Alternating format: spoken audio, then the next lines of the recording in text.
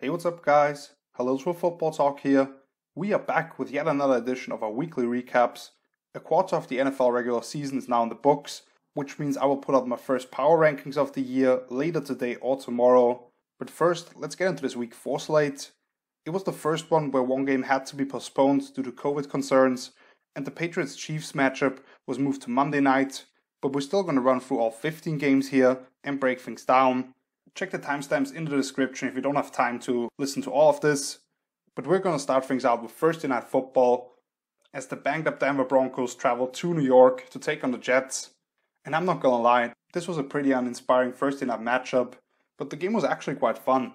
Denver wanted to get Melvin Gordon going early, and he ended up having a big day. As far as the Broncos quarterback goes, Brett Rypien had a very up and down debut. You saw him put some zing on the ball of bootlegs, shoot touch on corner routes, and giving his receiver a chance to make plays on the ball, like Jerry Jeudy scoring his first career touchdown, when he basically mossed corner Pierre Desir about 40 yards down the field, even though the ball actually went off Desir's face mask. But the Jets corner actually redeemed himself with an outstanding toe drag interception, as Rypien made a bad throwaway, and a pick six later on in the fourth quarter, when Rypien missed the hang defender, as he was a little under pressure as well.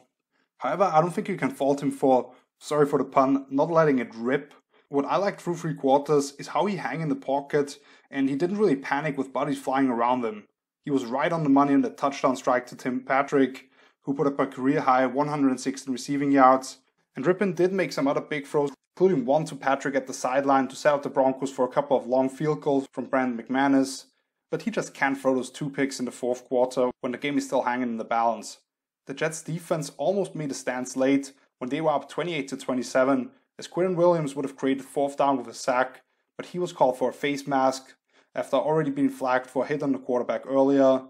But he has been really one of the few bright spots for Gang Green so far. Of course, that Melvin Gordon 43-yard touchdown the very first play after that stop for the Jets, that put the nail in the coffin as Rypien got out in front and threw a nice block for Gordon.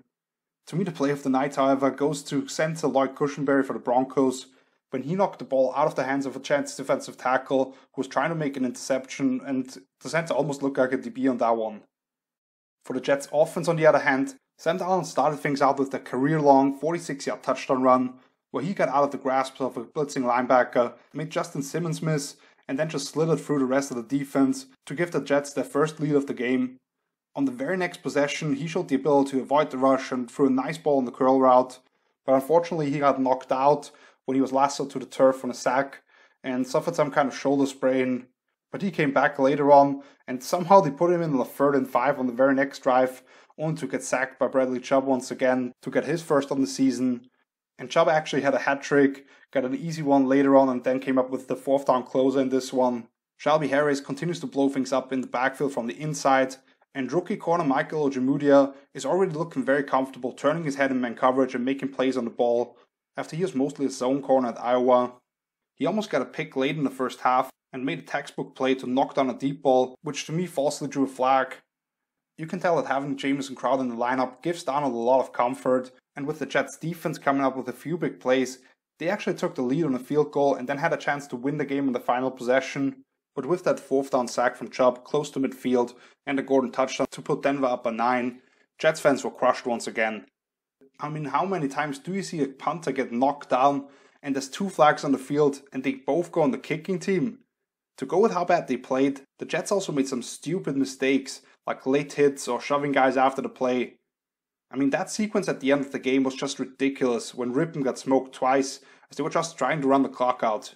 The Broncos weren't overly disciplined either, and once again we saw plenty of injuries flare up, unfortunately. But McManus came through with a couple of big kicks from 53 and 54 yards out, when the offense did not make things easy for him, and the Jets didn't fully capitalize when they were given the chances. And that brings us to a Sunday slate, first up with the Baltimore Ravens traveling to Washington. And let's not get this wrong, the Ravens got humbled and actually a little embarrassed by the Monday night defeat to Kansas City, where they clearly got outclassed on all fronts. So I knew they'd be pissed coming into this matchup, and what better way than to travel not even like 50 miles and beat up on an inferior opponent. After a promising drive for both teams ended in punt, Baltimore was first to get on the board as Marlon Humphrey repaid his big new contract by performing one of his best tricks, ripping the ball out of the hands of J.D. McKissick on a check down in the flats, which set up his offense at the Washington 34, which was followed by Marquise Brown coming out just inches short of the goal line, and Mark Ingram finishing off an easy run over the next two plays. Both teams went 3 and out after that before Washington kicker Dustin Hopkins banged a 54-yarder off the left upright, which set up 3 consecutive touchdown drives over the next 10 minutes. Lamar Jackson got loose for a 50-yard run right up the middle on like an invert veer play, but even better than that was his tremendous throw to tight end Mark Andrews at the pylon as Lamar was scrambling to his left and put the ball in the perfect spot. Punter Sam Cook also deserves some love here as he hooked up with Miles Boykin on a fake on 4th down inside Washington territory to keep that second drive going. Sandwiched in between those two drives was third-round pick Antonio Gibson for Washington, making up 52 of the 75 yards on the first touchdown drive, including a 40-yard gain off a slip screen when he was lined up basically as a wideout in an empty set, and finished things up with the run up the middle as well. Washington got a chance to draw closer before halftime, as Lamar had a sideline pass picked off, where Kendall Fuller just sat on the comeback route, but they brought the blitz and he knew that he could gamble a little bit, and Miles Boykin also didn't do a really good job attacking back towards the ball, so Washington could at least kick another field goal to make the score 21-10.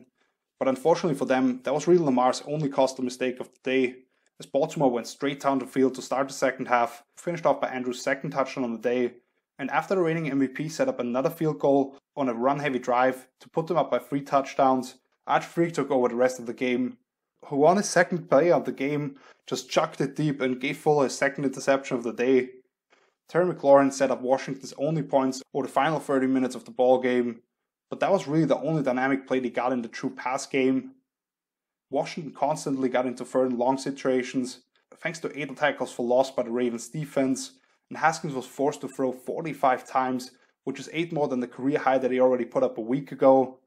And with Baltimore's versatile rush packages, combined with Haskins' slow internal clock, that's just not a good mix, as it led to 3 sacks and 9 more hits on the QB.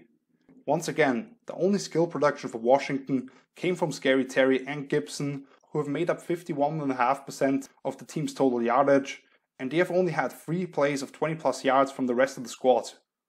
So they definitely need some other guys to step up going forward. Now we get to a matchup that was a lot closer, with the LA Chargers almost pulling the upset against the Tampa Bay Buccaneers. And when you look at the first 2 plays for the Chargers offense, you saw immediately why they drafted Justin Herbert for. First, they run a zone replay with an integrated bubble option, like you see in a lot of college offenses. And the second was a 53-yard bomb for a touchdown to Tyron Johnson, who streaked right up the middle of the field off max protection after he was just elevated from the practice squad actually. So those 2 plays really show the traits that this team drafted Herbert for, the athleticism and the arm talent that he has. But at this point, the ball placement is also excellent for him. Herbert's second touchdown came to another former undrafted free agent in tight end Donald Parham on a back shoulder throw to the pylon, and late in the 3rd quarter, he had another beautiful deep ball, throwing off his back foot perfectly in stride for another one of those no-name guys in Jalen Guyton for a 72-yard touchdown against cover 2. I can tell that the coaches still don't fully trust the rookie quarterback, however, which you can see on some 3rd down situations where he seems locked in on those shallow crosses and doesn't even work his way through the progression at times. Austin Eckler suffered a hamstring injury at the end of the 1st quarter to add to the long list of bruises that they've already suffered. It came on a play where he avoided trouble in the backfield already and then just stopped putting force on that leg whilst getting tackled. He's already been put on IR and will now miss multiple weeks. After Tampa Bay's dominant pass rush did not really get on the board in the first half, they got a sack on the very first 3rd down of half 2, with rookie safety Antoine Winfield picking up his 3rd one of the season, coming off the edge. And they also got a couple of holding calls thanks to Shaq Barrett, and made Herbert move around.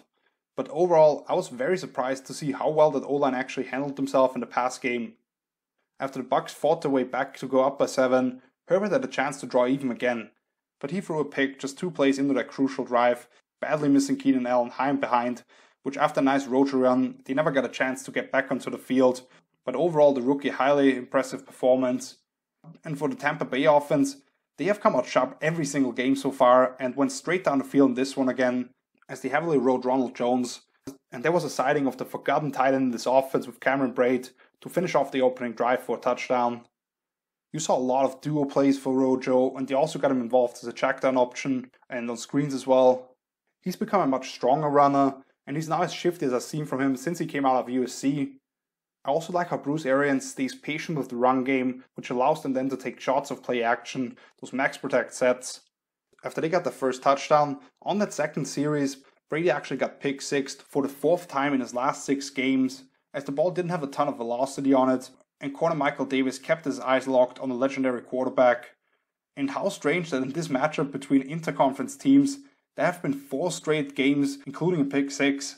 When I watched the broadcast of this later, I thought that was really odd. After the 2 opening possessions led to 7 points for each team basically with that pick-6 and a touchdown, the Bucs went 3 and out on consecutive drives, and it took them until 22 seconds left before halftime to score any points, as Mike Evans had come back from the locker room and showed some frustration on the field when he felt like he should have drawn a flag, but ultimately scored from 6 yards out, and that was set up by a costly fumble from Joshua Kelly inside their own 10, when LA should have actually just taken a knee, I thought, and it allowed Tampa to stay in the game. Just a little bit on that play, the Chargers asked Dan Feeney, who had jumped in at center, to block down on Ndamukong Suh, who knifed through to swallow up the running back before he could even secure the handoff, and that was really a huge turning point in the game, because the Chargers would have gone into a locker room up 24-7 in that one. In the second half, you saw the difference between Brady and guys like Drew Brees or Phillip Rivers. He still has a live arm. Those dinks and dunks that you saw early in the game turned into downfield shots, and maybe this is what it needed for the 20-year Patriot to get a little out of that conservative, methodic style of play from the system that he had been in for so long. And the Bucs did it with a lot of heavy sets and play action shots off it. They do run some New England stuff out of the gum, but they can also strike over the top. You saw a perfect dime to O.J. Howard on a seam route out of a jumbo set from play action. And the very next throw was a 46-yard rainbow right in the money for Scotty Miller, who in the following play is wide open up the middle for a 19-yard TD. Over the second half altogether, Brady completed 16 of 18 passes for 265 yards and 3 more touchdowns, which gives him 5 total on the day, just dicing up the defense, and even when the coverage was there, you saw Gronk come up with a big 50-50 catch down the seams for 29 yards. That was his only one of the game, but just guys making plays for this team. A lot of credit goes to the Tampa Bay O-line for not allowing a single sack on Brady by that scary front 4 for the Bolts. And one more thing, I'm not sure if Shady McCoy is more banged up than we all thought initially, but he did not look like he belonged out there, and rookie Keyshawn Vaughn already looks much more dynamic in that role as a third down back, so I'd expect him to work his way a little more into the offense as well. Let's get into another pretty high scoring game here, the Seattle Seahawks traveling to South Beach. I tracked the over-under for this game all of last week, and actually put in a wager to go over 53 early on in the week, because I felt like this could be one of the more high scoring affairs of the slate. Seattle's defense came into this past week having surrendered the 2nd most yards by any team ever for the first 3 games, not named the 2019 Dolphins, which is kind of funny, and they were without the all-pro safety Jamal Adams among others, while Miami was still without their starting corner Byron Jones and had been susceptible to more potent aerial attacks. So while I expected Ryan Fitzpatrick and company to come out blazing with the pass game, it was KJ Wright batting up a pass intended for the tight end on a hook right over the middle that led to a Ryan Neal interception for Seattle just a few moments into the opening drive, after Russell Wilson connected on a deep ball along the sideline to his second-year monster wideout DK Metcalf to set up Chris Carson's first touchdown of the afternoon. The two teams combined for only 1 first down over the next 2 possessions before the Dolphins got on the board with a field goal after a couple of nice grabs from the tight ends and Preston Williams, and the Seahawks answered back with 3 points themselves after hitting a couple of downfield shots on the next possession. From that point on, Devontae Parker really started getting loose on several occasions, but once again it was KJ Wright with a big BPU on what would have been Miami's first touchdown of the game, which forced their opponents to settle for another field goal. And a few minutes later, the Dolphins came up with their first big play on defense themselves, as Emmanuel Ogbah got a sack on Russ when the Hawks went for a 4th and 3 inside the red zone. After the Finns hit another field goal with less than half a minute in the first half, it looked like we'd go into a locker room with a 1-point game, but with the trust that the Seahawks coaching staff has built with Wilson now, they didn't shy away from letting him take a shot as they got the ball back, and Russ immediately hit the 57-yard bomb to David Moore on a straight go route, where Miami's rookie corner Noah Ekbanagany just stopped running because he had his eyes on a slot receiver breaking inside at about 20 yards deep. And 2 plays later, Wilson hit backup running back Travis Homer to extend the lead to 8 points. The Dolphins did not go away, however, in the second half, with Xavier Howard undercutting a slant route on the goal line to Metcalf, as the Hawks had just marched right down the field on the opening possession of half 2. and then Miami got their 4th and 5th field goals of the day on drives that were extended by tough catches and a couple of fitzy scrambles. Once again, Seattle continued to score touchdowns while the Dolphins had to settle for 3, as David Moorcourt won in the corner of the end zone, and after Shaquille Griffin came up with the Seahawks' second interception of the day, Chris Carson got his second TD, following big chunk plays by Tyler Lockett and DK Metcalf. The Beard, Ryan Fitzpatrick, would take off for another touchdown just after the 2-minute warning and then hit Preston Williams for the 2-point conversion to make this an 8-point affair and add some drama here. But Jacob Hollister deserves some credit here after he made a pretty tough over-the-shoulder grab to deny the onside kick attempt, and then Chris Carson plowed ahead to seal the game with another first down to not give Miami another crack at it. So overall, I think it was Miami's inability to score touchdowns while the Seahawks maximized most of their opportunities. And one more thing, why the hell is Durham Smythe out there catching passes when I need points from Mike Gesicki on my fantasy team, who ends up making one grab for 15 yards? Come on, Dolphins. And that brings us to a battle of the 0-3 teams, with the Minnesota Vikings traveling to Houston. And for the Vikings offense, it was all about chunk plays in the pass game to Thielen and Jefferson on the first few drives, combined with steady rushing performance to start the day with Dalvin Cook. You combine that with a muff punt by DeAndre Carter at the Houston 35, allowing Minnesota to jump out in front with a 17-3 lead, with Dalvin Cook picking up a couple of touchdowns on the ground. On the final scoring drive of the first half, Gary Kubiak actually even called a designed run for his quarterback Kirk Cousins on 4th and 1, but he got him out on the edge to convert that one. But Minnesota allowed the Texans to get back into the game with a 3-and-out to start the second half, and then missing a 55-yard field goal that was set up by a holding call. But after their opponents pulled within a point, Cousins connected on a few downfield throws to set up touchdowns for Adam Thielen and Alexander Mattison to extend the lead to 15 again. Cousins has really built up some trust with his rookie receiver Jefferson, who had his second straight 100-yard performance, including a couple of big grabs on third downs. And Dalvin Cook has somehow quietly put up 345 scrimmage yards and 3 touchdowns combined over the last 2 weeks. For the Texans offense, they started off with 2 consecutive 3-and-outs and only 1 first down on the third drive, before Fairbairn hit a 50-yarder, and on their next drive, Houston once again had to settle for 3 points in a goal-to-go situation. After halftime, Houston put together their most impressive drive of the day as they picked up positive yardage on every single play and finished things off with a strike to Will Fuller right down the numbers off play action, where Anthony Harris could not quite get there from a single high alignment. And on the very next drive, they hit Fuller on a fade route for over 40 yards, but once again could not quite cash in for 6 when they made it into a goal line situation. Let's not act like the Vikings defense was perfect, however, as they should have sealed the deal earlier in the game already when they allowed Deshaun Watson to hit a wide open Kenny Stills for a 24-yard touchdown on 4th and 10, completely losing the receiver in exchange to the safety in cover 2. That young secondary certainly still has some issues. The Texans were really close in this one to still tie it up, as David Johnson came up just inches short of a touchdown that would have tied the score pending the 2-point conversion. But then the Vikings defense made a stand and got help from a bad pitch on a speed option, before Fuller juggled what would have been a huge touchdown catch on 4th and goal. David Johnson once again handled almost all the touches and averaged less than 4 yards per carry. Over these last 3 games, he's actually averaging only 3 yards a clip. He's been pretty disappointing outside of a couple of nice runs versus KC in the season opener, while their replacement for DeAndre Hopkins from the trade for David Johnson, when they brought in Brandon Cooks, he put up a goose egg himself. Overall, in the whole Bill O'Brien situation, I would never call for somebody's job, but the firing of O'Brien might have saved this franchise. There was way too much power and not enough accountability involved. And my only question here is, why now all of a sudden? What did they see over these first 4 weeks that they didn't when Bill made franchise-altering decision, put them in cap hell, and left them without first and second round picks in next year's draft? They've been in win-now mode pretty much ever since he got there, and now leaves them at 0-4 with the season pretty much over. But yeah, if I'm a Texans fan, I'm probably happy today. Now we're looking at a matchup where another home team tried to make a furious comeback attempt late, with the Detroit Lions hosting the New Orleans Saints.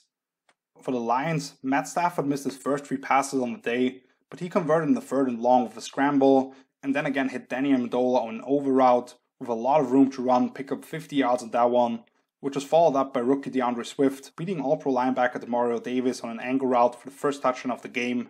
Swift still only touched the ball 8 times, but he picked up 52 yards on those, and you started seeing that he's the most dynamic guy in the backfield, with the burst to get to the edge in the run game and making plays as a receiver.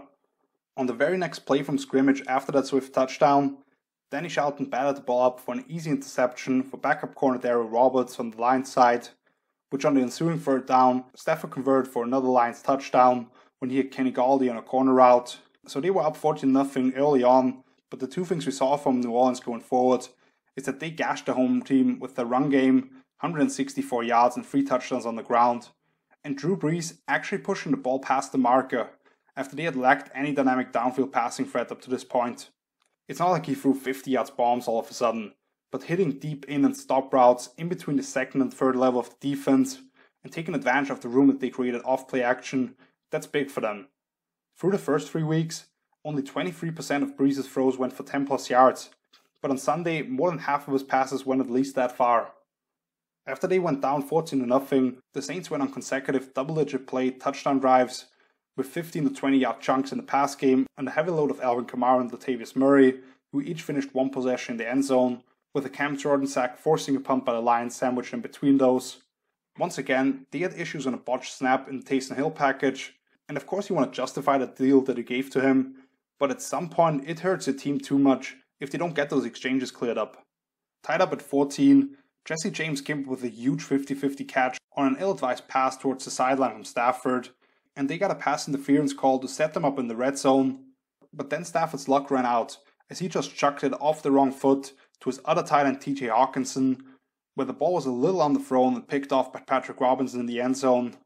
The Saints cashed in on 2 more touchdowns before the half, on 2 perfectly placed balls to Traquan Smith in the end zone as he worked his way across the field in both of them, while Detroit went 3 and out twice, sending them into a locker room down by 14 points after they had just been up by that margin at the start of the game.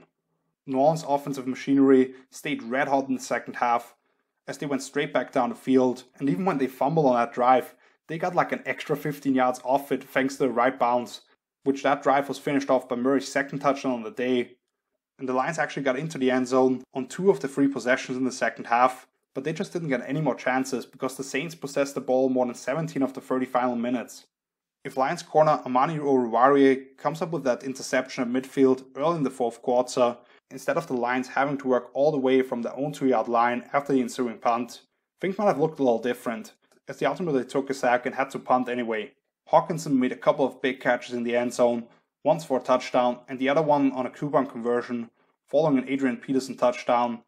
But Stafford earlier missed a touchdown to Marvin Hall with about 8 minutes remaining in the game, and it cost them about half the game time that was remaining as they had to work their way down the field. And then you combine it with the Saints converting 2 third downs to run out the clock, that denied the Lions a chance to finish that comeback.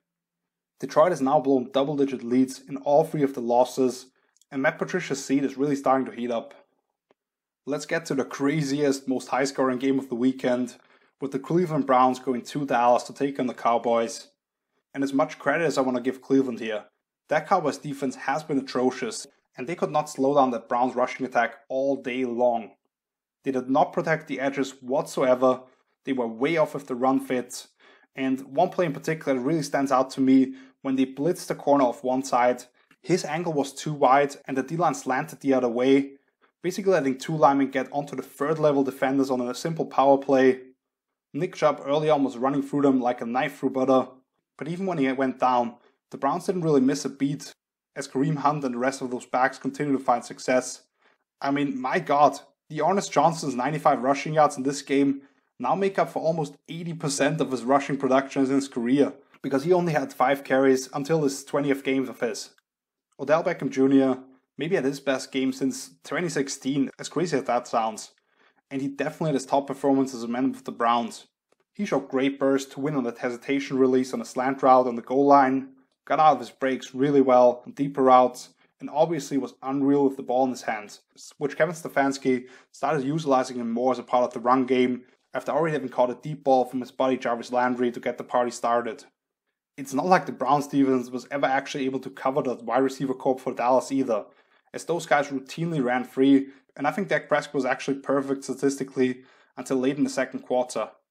What made the difference here once again were self-inflicted wounds for the Cowboys, as Myles Garrett made this his first game in a row with a strip sack, and they had another fumble by Ezekiel Elliott, which gave their opponents extra possessions in plus territory. The Browns defense started bringing some heat towards the end of the first half and into the second one, which threw the Cowboys off a little bit. And in the midst of the battle, Dallas only picked up 5 first downs on 5 drives. But in the fourth quarter, when the Cowboys had finally been able to force a couple of punts, Dak and company went down the field as if they were playing a 7-7 against the Falcons in that crazy come-from-behind victory in Week 2. Baker Mayfield missed OBJ on a curl and go to even allow this, but it really felt like the Browns, not having been in a position where they were up by 27 points, I can't even recall the last time this happened, and the amount of weapons that the Cowboys threw at them, it really felt like they would pull another rabbit out of the hat. Dak was a little off his ball placement during the third quarter in particular, but then also made some great sideline throws versus the soft zone defenses to barely take any time off the clock. But obviously what killed it all was that crazy reverse by Odell when he went 50 yards for the dagger touchdown, as the defenders for Dallas showed poor angles and effort, while number 13 looked like the guy everybody was gushing about in New York once again. And that play was actually followed up by the first blocked BAT turned into a 2-point conversion that I can remember in a long time. That would have already been a fitting end to cap off the night, but even better so, Denzel Ward intercepting Dak in the red zone when the Cowboys got the ball back and still somehow had a chance in this one. I still believe that the Cowboys have a different level of explosiveness on offense, and they can gun it out with anybody. But you can't be in the minus with turnover differential in every single game, and your defense cannot allow over 300 rushing yards, especially if the opposing team's all-pro level running back 1 is out for most of the game. Right now, Dallas is allowing a ludicrous 36.8 points per game, and that includes only 20 for the Rams in the season opener, when they still looked somewhat respectable. And the team is also dead last in turnover margin, with only 2 takeaways, compared to giving the ball away 9 times themselves. But yeah, big ups to the Browns, 3-1 for the first time in forever, and I've said it many times, they have the formula that can win games. Let's move on to a less star-studded matchup here, with the Jaguars traveling to Cincinnati. The Bengals were still without Geno Atkins and Mike Daniels on the defensive line, which doesn't allow them to run that 3-4 underfront that I think they had in mind originally, and that made me believe that the Jaguars should just feed James Robinson early and often. Unfortunately, they got away from him at times, and on the first 3rd and long, Gardner Minshew was a little late and too soft with the pass as his tight end tried to replace the blitzing linebacker, but free safety Jesse Bates came from his single high alignment and drove on the ball as they sneakily played a cover 0 despite the look that they showed, and the ball landed right in the hands of linebacker Jordan Evans. The next few drives, Jacksonville let the offense run through their talented back with RPOs and play action off it, while you really felt the presence of DJ Chark coming back, who did an outstanding job keeping his feet inside the end zone off a post corner route for the game's first touchdown after Jack's replacement kicker had already missed the field goal in the prior possession. I felt like the Bengals defense could not stop Robinson the next drives either, also as a pass catcher, and the Jags did some stuff off it that found success, but with Gardner Minshew getting tripped up by a center to put them behind the chains and bad time management to end the first half, they had to settle for a couple of field goals. Unfortunately, after halftime, a few of those big plays for Robinson got called back due to holding penalties, which put Jacksonville behind the chains routinely, and they had to drop back more than they would have liked to. Minshew and company had another impressive drive to end the third quarter, but on a perfect lob pass to Tyler Eifert, Bates did an excellent job to knock the ball out of the hands of the tight end late, and after the Jags missed a hot read to the back when the linebacker got through unblocked for a sack, they had to settle for another field goal. I want to mention rookie Laviska Shenault as well, because he's really produced some nice chunk plays, and having him as that extra element on jet sweeps and just the physicality he runs with, that's a nice asset to have. For the Bengals offense, Tyler Boyd made several key plays once again, catching all but one of his 9 targets for 90 yards, and a touchdown on the corner route that was ultimately called back, which led to Cincinnati getting on the board first with the field goal. The following possession, we had 2 of the biggest plays of the game, as the Bengals converted a 4th and inches from their own 36-yard line, which could have easily changed the complexity of the entire game, and the drive actually ended with a Miles Jack interception in the end zone, as the linebacker ripped the ball out of the hands of Drew Sample, the tight end. I talked about Jack's coverage against tight ends last week already, and he was outstanding once again. Nevertheless, those 2 plays, nobody really thinks about them. They kind of cancel each other out here, but they were big plays in the game. What showed itself throughout the day for the Bengals offense, however, is how tough it is to cover all those skill guys that they have. To me, they are starting to look more and more like the 2019 LSU attack, with Burrow at the helm. Obviously, they aren't nearly putting up the points in that kind of fashion, But in terms of spreading the defense out and getting all 5 receivers involved, dicing up the Jags zone defense with underneath completions to easily move down the field, which also opened up room for Joe Mixon. The big difference to what Joe Burrow's offense did in college compared to his new team is the offensive line. But I saw some encouraging signs, as Mixon had more time to stay patient behind his blocks and really let the talent shine, once going for 34 yards when he bounced it out to the right, and just finding creases on the inside that can slide up boxes, to go along with the first touchdown of the game when he caught a little swing route and hurdled the defender in his way. I loved seeing those guys up front finally get some push when they really needed to in order to convert on 3rd and 4th downs. Burrow just continues to impress me with his command of the offense and the ball placement that he routinely displayed, giving his guys chances to make plays even if they weren't necessarily open. We're already seeing flashes of what that can mean in combination with fellow rookie T. Higgins, who is starting to really come along for this offense. The Bengals' only punt of the game came on the very first possession, as they kept their opponents at distance in the 4th quarter with field goal drives, and even if the Jaguars had found a way to recover that onside kick late, they would have only had one play to get a little closer for a Hail Mary attempt, which they still needed to have the 2-point conversion after that as well. In the final game from the early window, the Arizona Cardinals, in a bit of an upset at the Carolina Panthers. On the very first play from scrimmage, Kenyon Drake had a nice 9-yard run, and I thought he could have a big day in this matchup, but that one carry ended up making up a quarter of his total yardage, as he only picked up 35 yards on 13 carries and didn't get any targets in the pass game. First round pick Derek Brown at D-tackle for the Panthers, he really had his way with center Mason Cole, who he routinely punched in the chest and threw out of the way to make stops in the run game. So with Drake and Nick Chubb getting hurt as my 2 starting running backs in my main fantasy league, I was fucked. Kyler Murray had a pretty shaky start, badly missing Larry Fitzgerald over the middle on that first drive, and a couple of plays later, just throwing up a prayer for Christian Kirk, which was almost intercepted. The next time they got the ball, he actually put it perfectly in stride for Andy Isabella along the sideline, who just couldn't quite stretch out far enough. Kyler was a little late on a few routes in the early going and did not look comfortable inside the pocket, as that group of high draft picks on the D-line really started showing some signs for the Panthers, even if it won't show up on the stat sheet. With 2nd rounder Yetur Gross-Matos beating the left tackle for a big strip sack in the 3rd quarter, Brian Burns badly beating the right tackle on an up and under later on, after he had set him up with the speed rush and plenty of other snaps. And what really stood out to me as well about this young Panthers defense is the team speed that they showed, constantly stringing plays out wide and taking away angles off those toss plays and stuff like that. When a Patrick Peterson interception gave the Cardinals a short field, they drove the rest of the way for the first and only touchdown of the first half, as they were forced to punt on the following possession, which looked quite promising as well, until a false start penalty knocked them out of field goal range. The Cardinals had a chance to cut into the lead in the second half, until Kyler got stripped on the first drive of the halftime, and when Carolina got their 4th touchdown of the game, is when the Cardinals had to really move into catch-up mode, but they just ran out of time in the end.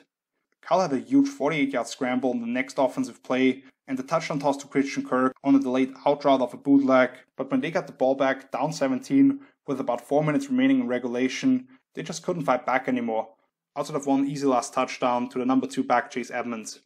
Carolina's offense didn't necessarily have a smooth start either, as they were flagged 3 times on the first drive of the game, but they converted a big 4th and 2 from Arizona's 41-yard line, as Teddy Bridgewater kept the ball and make a bootleg. 2 plays later, second-year corner Byron Murphy got another chance to make a stop, but could not quite get both feet in bounds in the end zone for an interception touchback. Instead, Mike Davis a couple of plays later bounced out wide for a big gain and finished the drive with a touchdown on the ground.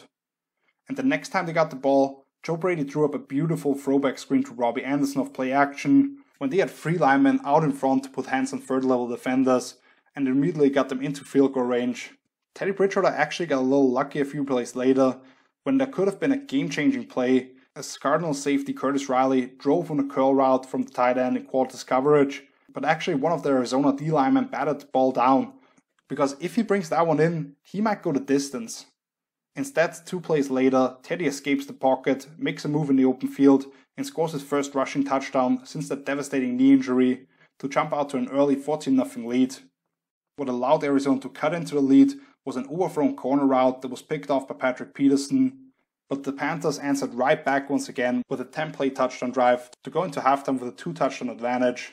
Things were just a little too easy for the Panthers. They come out of halftime and run a little sprint out option, with Mike Davis wide open in the flats as two Cardinals defenders just crashed into each other off the snap, and the running back just went untouched for 20 yards. Arizona would force a stop and move the ball inside Carolina's 40, but then that big strip sack setting up another touchdown for the Panthers, and the killer for Arizona really came when the score was 28-14, and Carolina had a 15-play drive that killed 8.5 times of clock, and it put them up by 3 scores off a field goal and just didn't give the Cardinals a chance to fight back. Bridgewater had a nice performance, but he actually missed some opportunities to connect on deep balls. But with Joe Brady creating so many open receivers just with the way they spaced the field,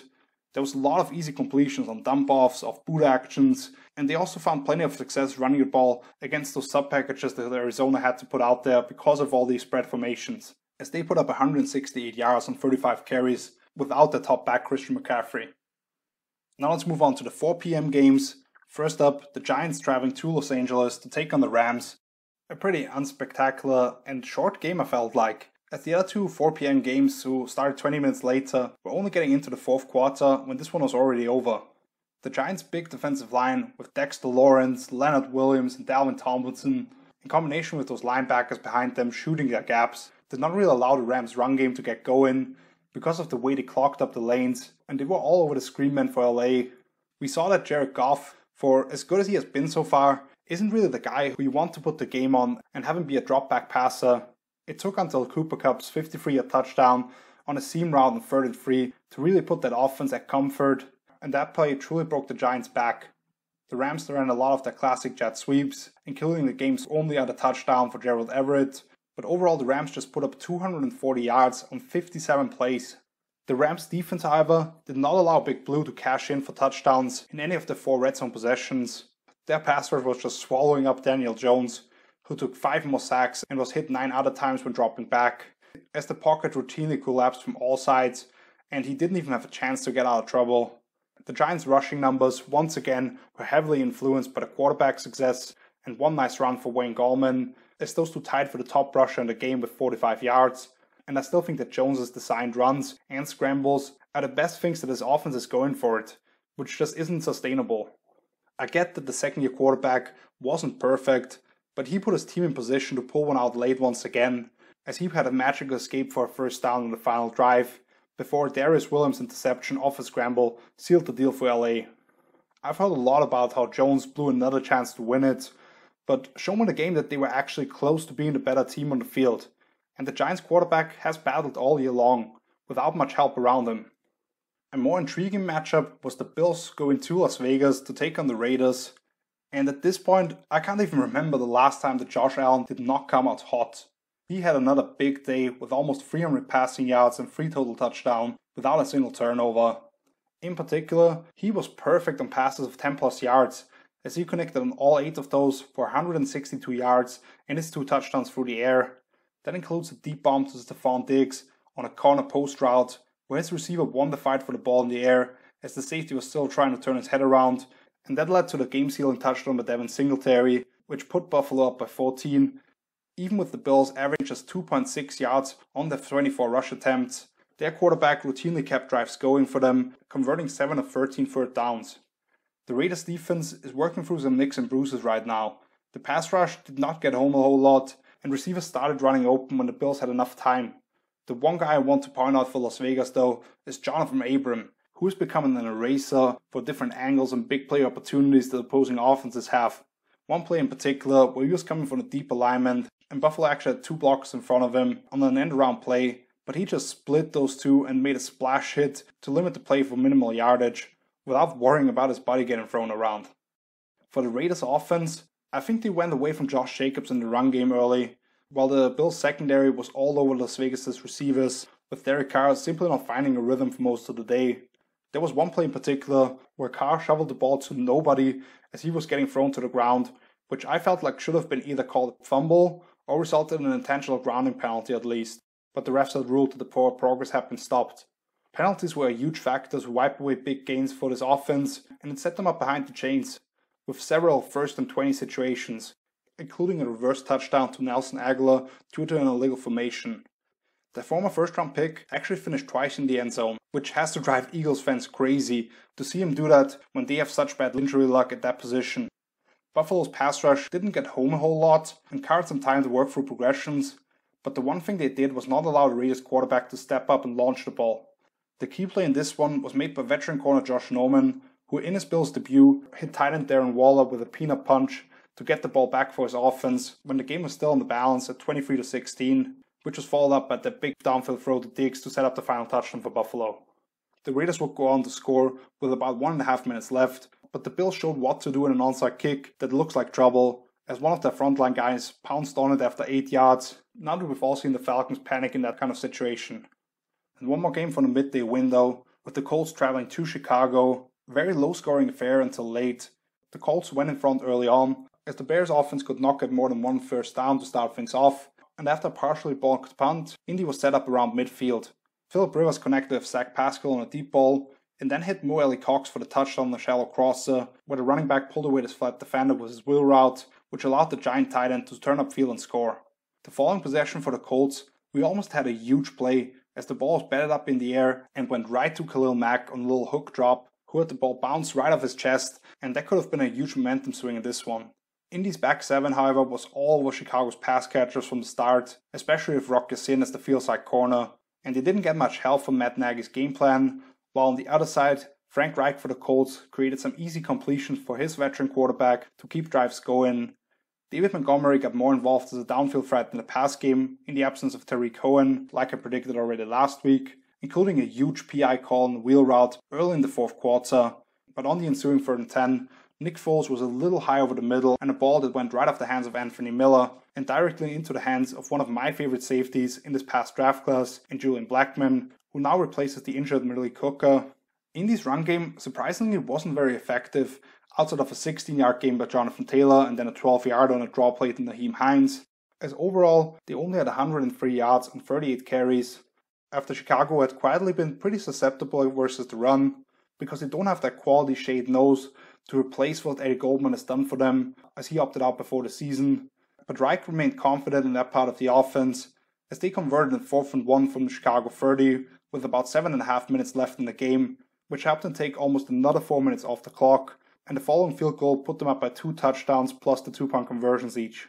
Allen Robinson was huge on the Bears' final drive, as he caught all of his 5 targets for 69 yards, and that touchdown on a jump fade ball to make up the majority of his stats. But without the onside kick recovery, this game represented better how tough that Colts defense made life for the Bears.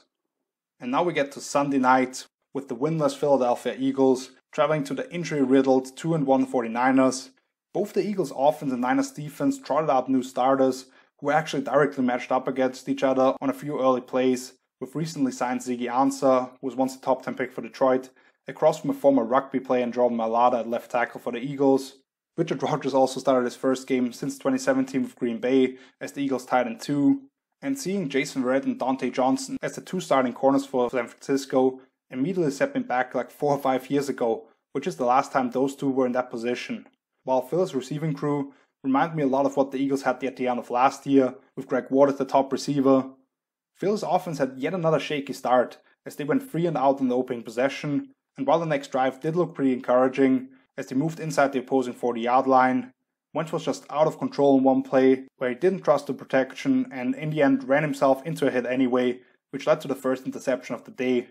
On the 3rd try, they finally went down the field, with their main production coming from their backs, and was finished off by Carson Wentz pulling the ball in his own replay from 11 yards out. Plus, curiously went for a 2-point conversion and got down with Ertz. The 49ers secondary continues to hurt, with starting nickel K'Wan Williams going to the locker room later on in the game, although it's kind of funny how his backup immediately got involved in a sack on a little blitz off the edge. Wentz was huge with his legs in this one, scrambling for first downs and that 4th down sneak that they had. Eagles fans had been screaming for Jalen Hurts to get some action or maybe even replace Wentz, but just like the Saints had with their Taysom Hill package. A fumble could have cost Philly a big chance if the rookie quarterback had already put it on the ground last week. So as bad as the Eagles' starting quarterback Carson Wentz had been for the first few weeks, he just somehow made it happen again with a banged-up offense around him. And the Eagles potentially suffered 2 more devastating injuries with Lane Johnson and Darius Slay. Slay would return later on, but at this point of me recording this, I have no news on Lane Johnson yet. And somebody I want to point out for the San Francisco defense is Kerry Hyder. He got involved in a lot of plays. But for the 49ers offense, you knew right away that this wasn't going to be a good day for Nick Mullins. He started off with 2 misses on relatively easy throws, one with Bourne on a slant route, and then Juszczyk sneaking out of play action, faking the lead block, and he was wide open down the sideline. If they get the ball to him, that's at least 50 yards, if not a touchdown.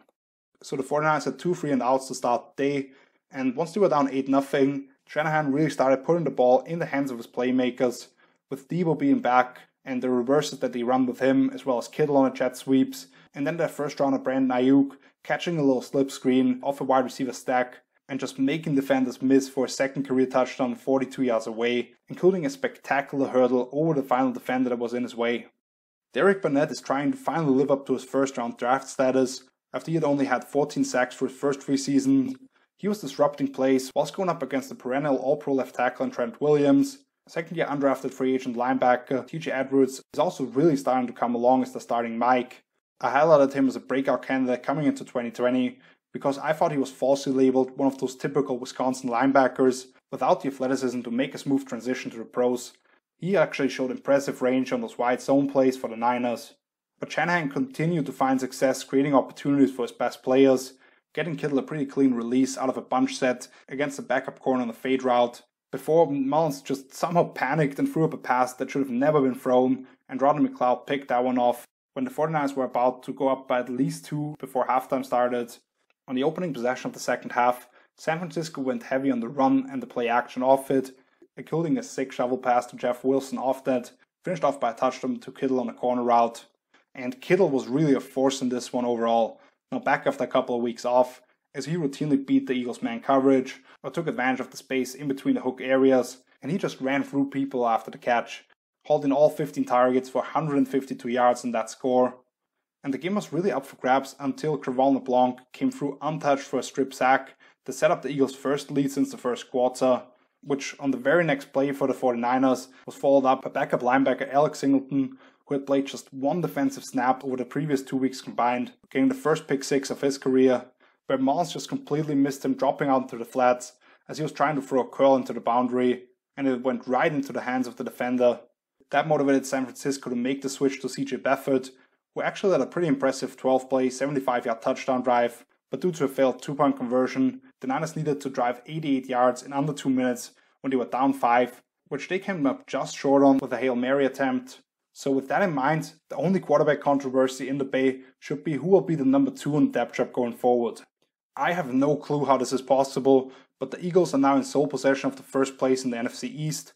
and while they do have major injury problems once again, I haven't seen anything from the Cowboys defense to make me believe that they will run away with this thing at some point. The 49ers now are 2-2 at the quarter pole, which isn't bad considering the injuries they have suffered, but while they do get back Jimmy G, Raheem Mostert, Richard Sherman and some of the other guys, maybe the best defensive player Nick Bosa isn't coming back, and they are currently last inside that loaded NFC West. For the first time that I can remember, outside of week 1, we had 2 Monday night games, with the Patriots-Chiefs matchup moved into the earlier window. For the Patriots offense, as Damon Harris just came off IR to replace Sony Michel, who actually went on injury reserve, he started the game and got the first carry, and he actually handled the majority of the early down role for them. But the Patriots started up with 2 consecutive 3-and-outs, and when they got the ball next, Brian Hoyer threw a pick to safety Juan Thornhill, but you have to love him for throwing that block on a 315-pounder Derek Nottie when they ran a reverse with Isaiah Zuber a couple of plays earlier. There was a controversial play with Mahomes being picked off or stripped or whatever it may be. I'm going to get to back in a little. But right after that, the Patriots actually moved their way down the field on a bunch of runs and easy throws to James White. But Hoyer took a horrible sack to keep them from tying the game at 6. As time was running out, and instead of just throwing it through the end zone, Hoyer spun right into Frank Clark to let the clock hit zeros when he thought he actually still had a timeout. That has to be the stuff that comes up in Bill Belichick's nightmares. The Patriots had several missed opportunities in the first half, and they were still down by only a field goal against the best team in the NFL. The Chiefs really started blitzing against the run so they wouldn't have to suffer a slow death, with 3 and 4 yard gains in order to keep that explosive offense for themselves off the field. But Hoyer did a nice job extending plays with some timely passes, including threading the needle on N'Keal Harry on a slant route when the safety looked like he was about to pick it off. But once again, Hoyer's internal clock was just too slow, got stripped by Taco Charlton for a huge turnover when points were basically guaranteed. And when Winland got the ball back after that, they put in Jared Stidham, who on his second pass cashed in with a touchdown to N'Keal Harry in the corner of the end zone, after Damien Harris had a couple of big runs to take them there. But the play that really sealed the win for the Chiefs, down 19-10, Edelman has the ball go off his hands on a simple flat route and right into the ones of Tyrann Mathieu, who takes it the rest of the way to kind of predetermine the outcome of this one. Stidham didn't lose faith in number 11, however, as he went right back to him on a 4th and 5 the following possession, and that combined with a couple of key runs moved him in KC territory. But then Rashad Fenton picking off an underthrown post route to Damiere Byrd, that was really the dagger. But like I mentioned, the Patriots had several opportunities to make big plays. On the opening possession for Kansas City, Devin McCourty should have had a pick as his brother Jason was right there with Kelsey and the pass was behind the receiver a little bit. Clyde Edwards-Helaire is getting more and more involved in the pass game for the Chiefs, and we're starting to see that bone-crushing final element for a defense when they have to face that Chiefs attack, as the rookie running back can make you bleed after catching checkdowns to go along with his ability to dart through creases and run through arm tackles. What kept New England in the game, however, was that defense stiffening up in the red zone, forced field goals rather than touchdowns, and then a big Sammy Watkins fumble when Stephon Gilmore punched the ball out, keeping the KC lead at only 6-0 when they had no issues moving the ball through the first quarter, and the Pats got the first field goal to counter that. When KC next got the ball up 6-3, there was that controversial play where Chase Winovich got Mahomes to the ground, and Deatrich Wise came in late to get the ball out. That should have been ruled an interception or a fumble recovery, but some of the refs ruled an incompletion, and the Chiefs actually were pretty smart, followed up by a quick punt, instead of allowing Belichick to throw that red flag, and probably set the Patriots up in opposing territory. This was only the third time in the Patrick Mahomes-led Chiefs were held without a touchdown in the first half, and all of them have come to New England. Nobody gives that guy as much trouble as Belichick and company, just because of how much they mix up the coverages and the rushes that they present. It took them until the end of the third quarter, but Kansas City added another couple of plays to their collection of creative play calls, with a fake speed option and reverse to Tyreek Hill, who had a couple of pullers in front for the next touchdown. And then down 13-10, the Patriots defense should have picked off Mahomes again on a careless deep ball, but the very next play he scrambles for a new first down, and then they finish off the drive with Mecole Hardman on a little pop pass on a jet sweep. So overall, that final result of 26-10 does not represent how the game went for me. The Patriots were right there a little before the fourth quarter, and could have actually been ahead in this one if they come up with a couple of turnovers, and the refs don't blow a call or two. Belichick's game plan was highly impressive, and the Patriots did not waver with their commitment to the run game. Throw in a healthy Cam Newton, and they are one of the very few teams that I think can give Kansas City some trouble. We have reached the final game of the slate, with the Falcons taking on the Green Bay Packers. Matt Ryan failed to connect twice with Calvin Ridley, and the offense went 3 and out right away, which happened to them on the next drive as well. The craziest drive for Atlanta came after that, when they went down the field in 19 plays and took over 10 minutes off the clock, but still somehow ended up with only a field goal. Jair Alexander and company did a really nice job for Green Bay, blanketing Atlanta's dynamic group of receivers, and even with less than half a minute remaining in the first half and the Falcons hoping to somehow put points on the board, Zadarius Smith lined up over guard Chris Lindstrom and got his feet tangled up on a little hesitation move to get the sack and close out the first half. He would go on to get 2 more in the fourth quarter versus the left guard actually, and he's become a nightmare for those guys on the inside in passing situations. The Falcons finally showed some life in the second half as they drove right down the field for the first touchdown in 8 plays when they got the ball back, but of course they missed the PAT with the backup kicker. Todd Gurley vultured for a second touchdown at the start of the fourth quarter, thanks in part to a nice block by Matty Ice actually, but overall he had like 2 impressive runs on the day again. Even without Kenny Clark for this Packers defense, the Falcons could not get the run game going and keep themselves ahead of the sticks, as they averaged just 3.1 yards per carry.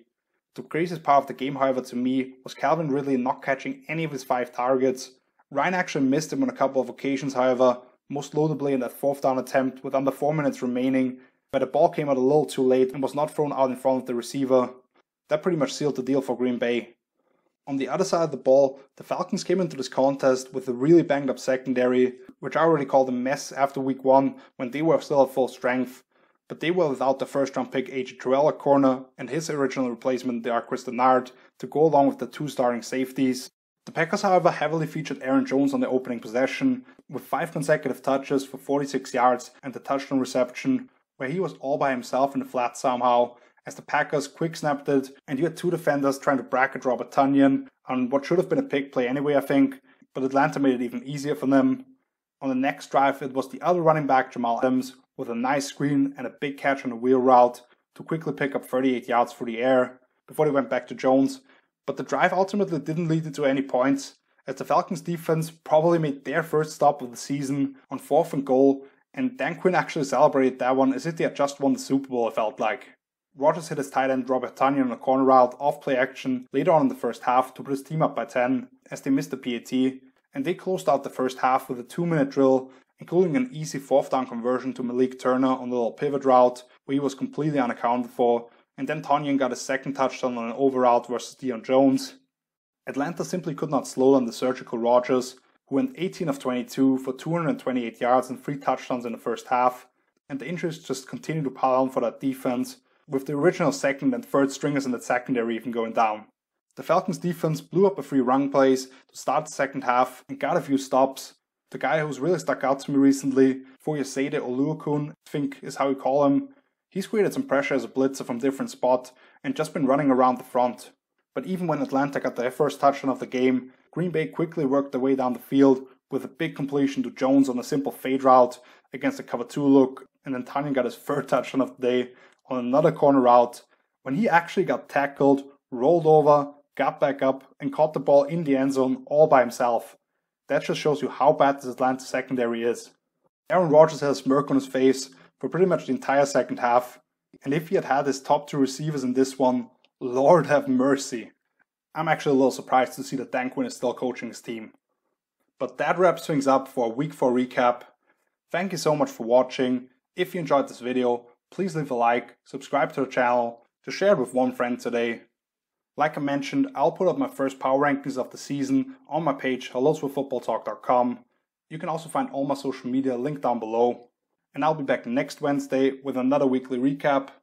So until then, see you later. Peace.